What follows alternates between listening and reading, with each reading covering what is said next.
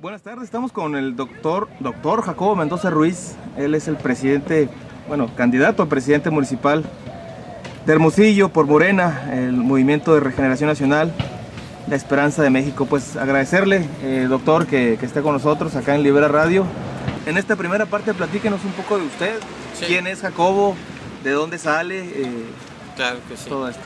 Pues un ciudadano ordinario, un hombre que ha trabajado toda su vida, que se ha preocupado por prepararse, por superarse académicamente. Y siempre tuve la inquietud de estudiar ciencias políticas. Entonces hice mi examen de ingreso al UNAM y la sorpresa que fui aceptado. Entonces me fui como cualquier joven hermosillense que busca nuevos espacios, nuevas oportunidades, y me fui a México. Allá estudié en la UNAM, en la Facultad de Ciencias Políticas y Sociales, la licenciatura y la maestría.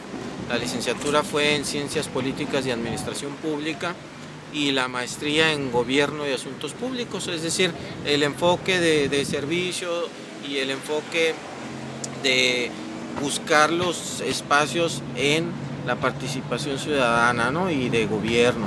En esas instancias me titulé con mención honorífica en las dos. Tuve reconocimientos académicos por mi trayectoria. En esas instancias entré a la Cámara de Diputados a hacer el servicio social y después concursé por una plaza, la cual gané y fui asesor durante 12 años, 3 en la Comisión de Protección Civil y 9 en la Comisión de Defensa Nacional.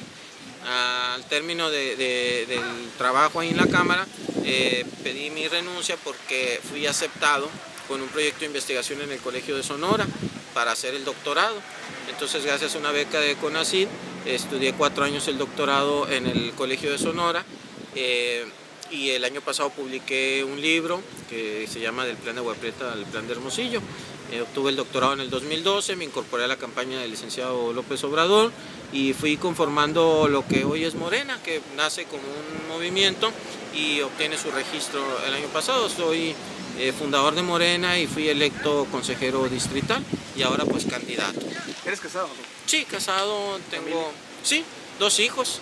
Mi hijo Jacobo de 9 años y Regina de 4 años. ¿Y cuántos años tienes? 41 años. 41. Sí. Algo en la política no funciona, o quizá todo no funciona como está ahorita estructurado, ¿no?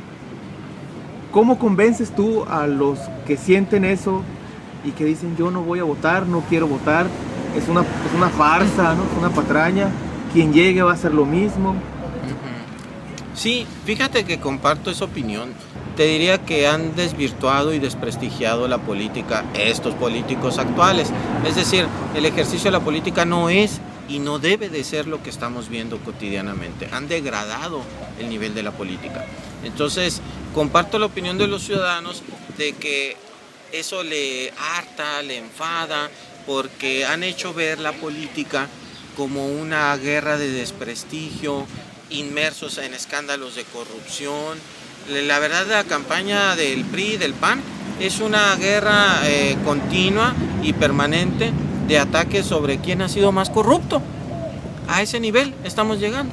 Entonces, la gente se harta, pero ese hartazgo, esa inconformidad, la debemos de transformar en cambio político, porque de nada sirve apreciar el desprestigio, el deterioro de la vida pública nacional y seguirnos quejando sin participar. Para eso está Morena, fíjate. Morena es un instrumento de lucha del pueblo. Morena se conformó para organizar a los ciudadanos que queremos participar en política y que realmente somos gente ordinaria, gente del pueblo, gente trabajadora. En ello hay académicos, empresarios, amas de casa, campesinos, jornaleros, obreros, estudiantes. Es una gran convocatoria. Si ustedes analizan el proceso de conformación de Morena, se conformó con todos los sectores representados del país, sin excluir a nadie, hasta etnias indígenas. Hay una gran representación popular. En eso yo sí creo y en eso yo me registré y trabajé para la construcción de Morena. Entonces, lo que le tenemos que decir al ciudadano es que no todos somos iguales, que hay diferencias enormes, que nosotros no hemos gobernado nunca este país, que queremos hacerlo para escribir una nueva historia, que quienes han gobernado el Estado y la capital han sido el PRI y el PAN con muy malos resultados. Y más importante, aunque lo mencionabas al final de tu pregunta, hay que incentivar a la gente a la participación, no nos podemos quedar apáticos, no nos podemos quedar indiferentes.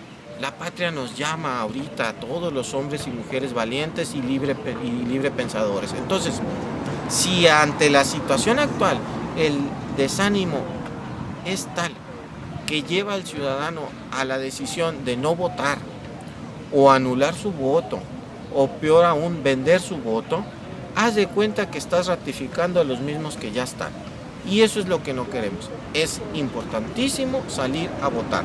Es un deber y un derecho de los ciudadanos. Entonces hay que ejercer ese derecho. No podemos entregarles el país a nuestros hijos así como está. La única manera de cambiarlo es transformar sus estructuras políticas. Y Morena lo va a lograr porque es un partido de la gente que le va a devolver el poder a su legítimo propietario, al pueblo, para gobernar de la mano de él. Yo creo que no debemos dejar pasar esta oportunidad. Es una cita con la historia. Tenemos que transformarla y quitarle ya de una buena vez y para siempre el privilegio que tienen la oligarquía de decidir qué país queremos, porque el país lo están haciendo pero para ellos. Entonces no se vale. No vamos a entablar ninguna diferencia con todos los sectores productivos del país. Los necesitamos a los empresarios, necesitamos a las cámaras industriales. Va a ser un proyecto muy incluyente, pero no podemos permitir tal grado de descomposición de la vida pública, y por eso las siglas de Morena, Movimiento de Regeneración Nacional. Jacobo, pues platícanos tus propuestas para el municipio, ¿no? Sí, ¿Por qué habría cualquiera de votar por ti? Mira, primero porque estamos ofreciendo estabilidad. El eje central de la propuesta, y como decías hace un momento, que en realidad no vemos conceptos, no vemos análisis, vemos pura publicidad y un derroche excesivo de recursos. Vean todo lo que se están gastando. Le quieren hacer creer a la gente que no hay más que dos opciones, PRI o PAN, y que además la estrategia es repetir la compra y la coacción y el engaño de la gente en el voto. Entonces nosotros decimos, esto se tiene que acabar ya, darle otro esquema de oportunidad a los ciudadanos a través de una plataforma que elaboré para gobernar esta ciudad, que denominamos plataforma estable. El compromiso y el concepto es devolverle estabilidad a la ciudad. ¿Cómo? 7 ejes rectores que, haciendo un acróstico de la palabra estable, es decir, tomando las letras de la palabra estable: educación, seguridad, trabajo, ambiente, bienestar, legalidad y economía. Cada uno de estos ejes rectores viene acompañado de propuestas y acciones claras de gobierno. Te puedo enlistar las principales. Mira, educación, recuperar las facultades que le otorga la Ley General de Educación al municipio y que no se ven reflejadas. No estamos encabezando proyectos municipales educativos. 2, muy importante y con un enfoque social, construir la Casa del Estudiante Municipal de Hermosillo para que nos manden a los jóvenes de las comunidades rurales que hemos estado en Mesa del Ceri, en San Pedro, en Punta Chueca, en el poblado Miguel Alemán, en Vallaquino, y hay muchachos que no vienen a estudiar porque no tienen dinero para el camión. Entonces es necesario voltear a verlos, darles la oportunidad a ellos y recibirlos aquí y darles una beca y un apoyo alimenticio. Otro proyecto que tengo es instaurar la Escuela de Artes y Oficios. ¿Te acuerdas que hace tiempo había y era una oportunidad de capacitación para el trabajo? Ahora le vamos a dar un enfoque emprendedor para que todos estos jóvenes que andan desesperados porque no encuentran oportunidades, que son alarmantes las cifras de desempleo, los capacitemos y salgan al mercado laboral con un enfoque emprendedor, como un oficio: carpintería, plomería, mecánica, herreros. Hay que darle trabajo a la gente en esta ciudad. Y otro punto muy importante, favorecer la vinculación entre las universidades y los sectores productivos con la promoción de la autoridad, del gobierno. Ahí está el cuello de botella. El muchacho está terminando sus estudios y no logra vincularse al sector productivo y a la cadena productiva de la ciudad, de las empresas. En materia de seguridad, mira, urgente atenderla. ¿Qué pienso yo? Que la delincuencia le arrebató el territorio a la autoridad. Entonces hay que entrar por tierra con la policía a recuperar el territorio y lo vamos a administrar y a controlar. ¿Cómo? Sectorizando la ciudad en 50 cuadrantes y poniendo un módulo de seguridad pública en cada cuadrante. 2. Cambiar el enfoque de la policía, hacerla una verdadera policía preventiva y no recaudativa. Hay muy buenos policías, pero están saliendo a recaudar, ¿sí? Entonces, ahí están los folios inmensos de multas, ¿no?, que tienen que llevar. Entonces, ya no. Cero corrupción, cero tolerancia, ni se promueve ni se fomenta la corrupción. ¿Por qué? Porque hay una escalada de moches. Esa es la verdad. Tienen que pagar cuota y muchos buenos policías están siendo víctimas de sus jefes. Entonces vamos a detener eso. ¿Cómo se detiene? Cuando la más alta autoridad municipal da una sola consigna: no se permite la corrupción. Y de ahí en la escala y secuencia de mando de la policía. ¿Okay? También en materia de trabajo, hay que darle trabajo a los hermosillenses. Tenemos un déficit de empleo superior a los 30,000. Faltan generar, nos rezagamos 30,000 plazas de empleo. ¿Cómo las vamos a generar? Promoviendo a Hermosillo a las inversiones. Es muy grave. La gente está sin empleo o está subempleada. Tenemos que generar empleos como una ciudad industrial y de servicios, promover y hacer un circuito industrial que se complemente con el que ya está en el sur oriente y el sur de la ciudad, ¿no? Complementar. También vamos a promover a Hermosillo como una ciudad de la salud, donde se instalen instituciones de salud pública y privada para que la gente venga a atenderse aquí a Hermosillo. Entonces, hay varias propuestas en el ambiente. Tenemos que cuidar el ambiente, ver las reservas territoriales del municipio, a ver qué dejaron, porque creo que no dejaron muchos terrenos. Entonces, hacer los campos de energía solar y hacer los campos deportivos, llevar el deporte a las colonias. Hay muchas cosas que hacer, bienestar, que hacer son los programas de desarrollo social. Yo les invitaría a consultar la propuesta, legalidad. Tenemos que revisar y transformar la administración pública y los ordenamientos municipales, los reglamentos municipales, para hacerlos más accesibles al ciudadano y no abusar de la reglamentación. El ciudadano quiere hacer un trámite y es una de andar de una oficina a otra. Vamos a hacer eso. Y en economía, recuperar las actividades económicas de la ciudad, que la gente a través de su negocio tenga más dinero para fomentar el consumo y el ahorro interno. Se desplomó la economía, no hay crecimiento económico y hay cifras de eso. Entonces vamos a atender todos estos sectores de la vida pública y le vamos a dar oportunidad a todos los hermosillenses de prosperar. ¿Se podrán llevar a cabo estas ideas si en el gobierno del estado está otro partido, como es lo más probable? Bueno, ¿no habrá bloqueo constante, no habrá falta de armonía presupuestaria incluso? Depende de qué manera lo permitas. Mira, el secreto de la captación de recursos federales está en la Ley de Coordinación Fiscal, en la base presupuestal y en el presupuesto de egresos de la Federación. De ahí se distribuye al Estado y de ahí por ley, no es ninguna graciosa concesión del Estado, y de ahí por ley a los municipios. Los ramos federales vienen etiquetados para las obras de salud, de seguridad. Entonces el municipio tiene que estar muy atentos a esos procesos, sin negociar. Pero ahora le hacen creer a la gente que el presupuesto de egresos de la Federación asignado para Hermosillo es obra de un diputado. No es posible. El diputado está para legislar, sí, aprueba el presupuesto, sí, pero el presupuesto es un documento técnico bastante complejo y se elabora primero que nada en la Secretaría de Hacienda del Ejecutivo Federal, y ahí vienen ya los proyectos autorizados por Hacienda, y luego se discute el presupuesto de egresos de la Federación en la Cámara de Diputados entre los 500 diputados y primero en comisiones. Entonces decir que un diputado gestionó tal o cual cosa cuando son los proyectos que ya vienen en el paquete presupuestal, pues es engañar a la gente como lo hacen durante mucho tiempo. El secreto está en las negociaciones con el Ejecutivo, en la elaboración de la miscelánea fiscal y en el paquete presupuestal en el Congreso. Ambas negociaciones podemos llevarlas a cabo como autoridad municipal y también exigir de la Federación y del Estado que le asignen más recursos a Hermosillo. Yo pienso que ahí debe de actuar el presidente municipal para exigir que le den a Hermosillo lo que le corresponde como una ciudad que ya casi llega al 1,000,000 de habitantes. Y que la explicación principal siempre de las autoridades cuando se requiere alguna obra es: no hay presupuesto y no hay presupuesto. Pues ¿dónde está? Tenemos un presupuesto de casi 3,000 millones de pesos, ¿por qué no nos alcanza? Y otra cosa que te quiero agregar ahí, mira, debemos mucho ya, es excesivo. lo que se debe, está fuera de control la deuda, rebasó las capacidades de pago del municipio. Somos la cuarta ciudad más endeudada del país, sí, con casi 2.000 millones de pesos. Si le sumas los casi 22.000 millones de pesos de deuda del Estado, es de veras un descontrol de las finanzas públicas. Hay que sanear las finanzas, por eso primero la estabilidad económica y un gobierno que no pida un peso más de deuda.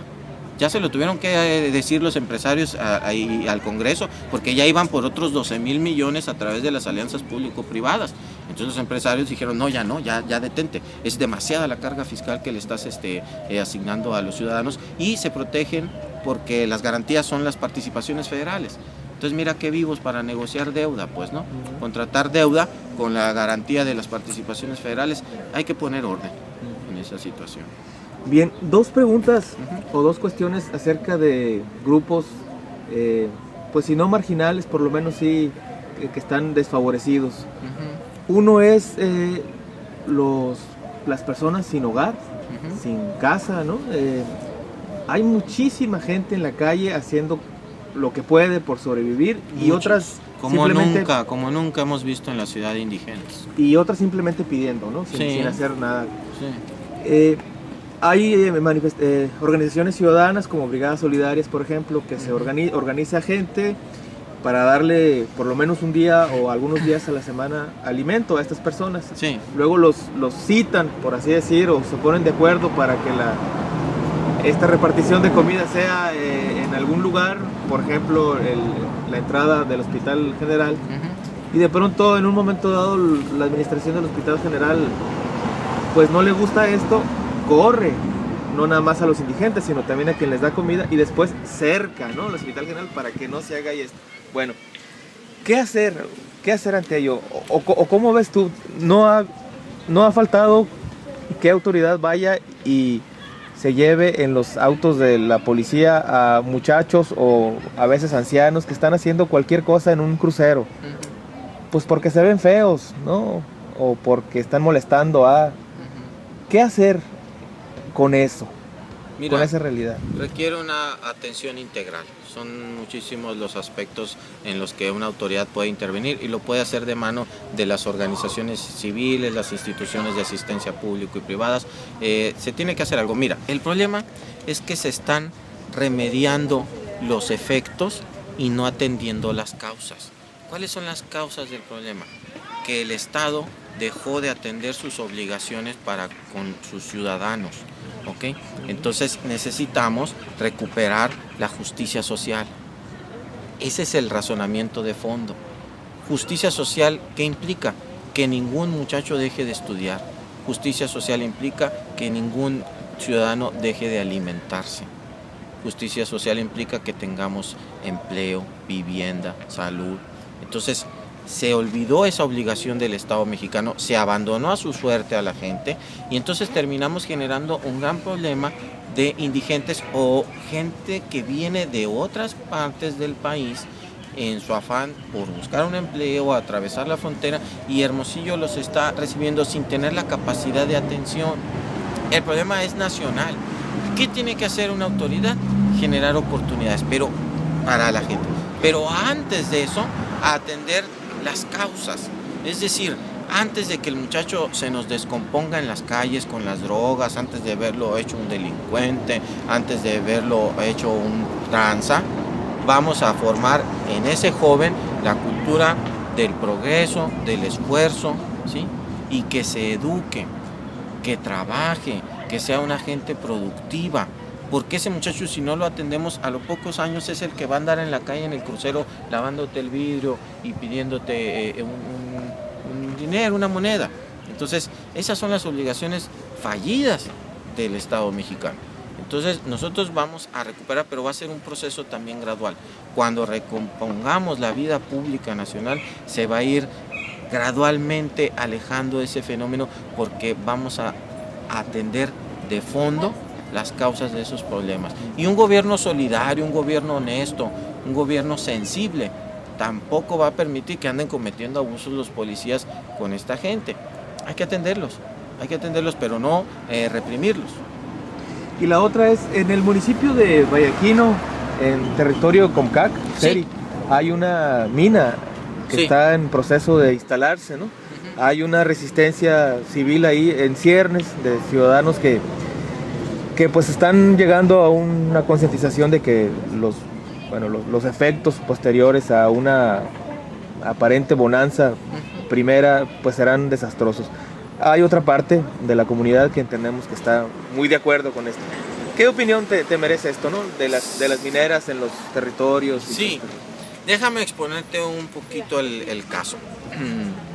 Reconozco que las minas son fuentes generadoras de empleo, pero se les han otorgado las concesiones a los extranjeros y no han sido empresas socialmente responsables. Están destruyendo la naturaleza, los ecosistemas, y lo acabamos de ver en el río Sonora. ¿Cuál es la responsabilidad ahí? Generó la peor tragedia ecológica. Entonces la autoridad tiene que regular, tiene que intervenir, y si no hay condiciones para otorgar la concesión, pues no se otorga. Tiene que estar bien regulado. En el caso de la nación Comcac, mira, nosotros los estamos incluyendo, los estamos escuchando. En nuestra planilla de regidores hay 6 miembros de la etnia seri, 3 propietarios y 3 suplentes, lo que ningún otro partido. Nosotros los recibimos, los escuchamos, atendimos sus peticiones, sus propuestas. Un comentario que se dijo de mí en una petición que me hicieron los seris, que me dijeron, oiga, ojalá pudiera llevar una petición nuestra a la directiva del equipo de los Naranjeros para que se considere el nombre de los seris de Hermosillo. Y les dije, muy bien, yo voy a atender su petición y voy a llevar la propuesta a la directiva.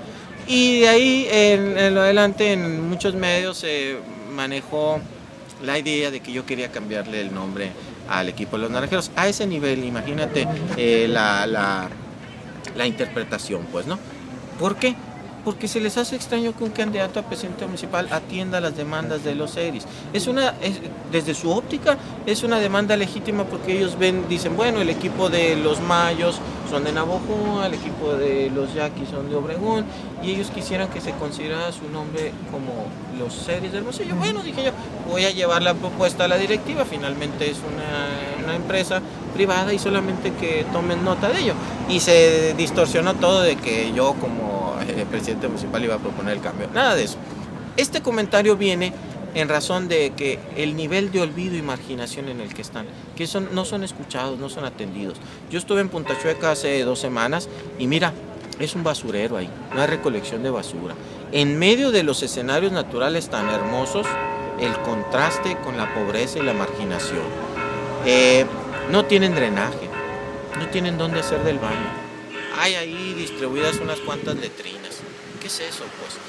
Hay que atenderlos. Necesitan centros de salud, necesitan escuelas. La escuela les queda a 28 kilómetros, tienen que trasladarse a Quino Viejo. Hay que llevarles escuelas, hay que llevarles medicinas, pero hay que respetar sus costumbres y tradiciones.